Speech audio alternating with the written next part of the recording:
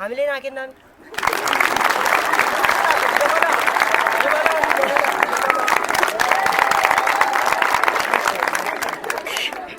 Miira kaayyoo sammuun yoo hin ijaaramne inni kaanoo maqaadha.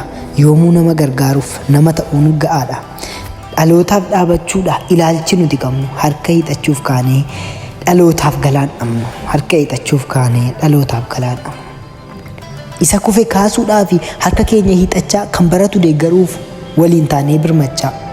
Hundaaf siif jira jennee wanta qabnuun birmanne deeggarsa keenya kan fedhu fuula gaariin simanne. Deeggarsa keenya an fedhu fuula gaariin simanne.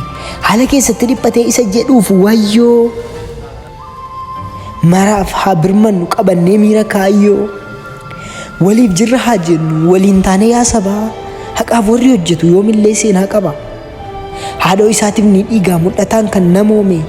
Dhiiga isaatiif in birmata sammuun isaa kan qaroome. Nuti waan qabnuuf kan gita keenyaa dhiiguudha. Mul'anni nuti qabnu miira kaayyoon fiiguudha. Kaayyoon keenya ni uumaa waliin sammuu qaroome. Dhiibbaa fiduuf salphaadha sila sammuun namoome. Dhiibbaa fiduuf salphaadha sila sammuun namoome. Irratti haa hojjennu uumuuf ilaalcha sirrii. Hojiin keenya haa mul'atu har'as godhatee firii. Cinaa dhaabachuuf jirra warra harka qalleeyyii. Haala sirriin maddisiisuun yaada giddu galeeyyii. Hawwiin keenya guddaadha arguun qaroo baname. Kan irratti hojjechuudhaaf keessi keenya dirqame. Kitaabni sammuu qaraa beekaa nama taasisa. Ilaalcha babal'isee yaada namaa gabbisa. Walgannee hin dabarruu qooda waltaanee fiiguu. Murteen keenya inni guddaan wallaalummaa kan diigu. Sammuun qaroomee oomishaa ni uuma abdii sabaa. Dukkana dhaabsisuuf numatu ga'ee qaba. Nuti waliif birmataa xannachii hiddaa hin dhiigu. Halagaan siin ijaaru beeki akkasi dhiigu. Nuti waliif birmata xannachii hiddaa hin dhiigu. Halagaan siin ijaaru beeki akkasi dhiigu.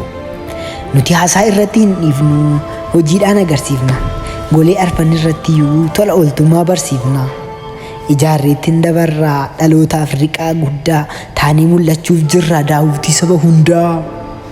Jibba iddoodhaa balleessaa jaalala orma dhaalchifna. Daandii sirrii irra adeemnee kichuu karaa qabsiifna. Jibba iddoodhaa balleessaa jaalala orma dhaalchifna. Daandii sirrii irra adeemnee kichuu karaa qabsiifna.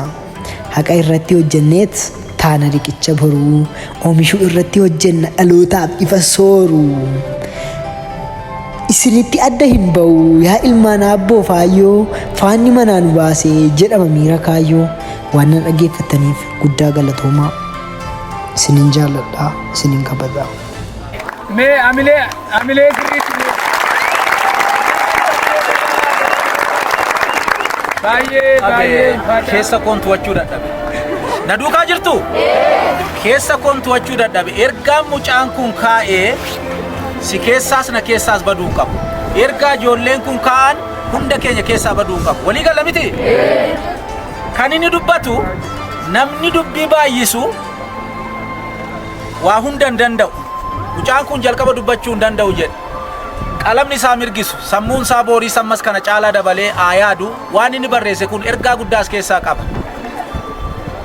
Miira kaayyoo mitiira gumiin keessanis this is local NGO. NGO faranjoota ceenee abbaya gama yookiin laga ceenee kadhachuu miti. Baar gama ceenee kadhachuu miti. Ijoolleen kun bu'uura keenyadha. Miira kaayyoo miti kan mana barumsaa sin fide. Waa biraa dhabdanii dhuftanii?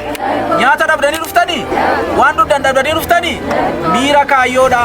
Humni keessan haa barreessu, qalamni keessan haa mirgisu, sammuun keessan kana caalaa daran haa yaadu. Ergaa guddaadha.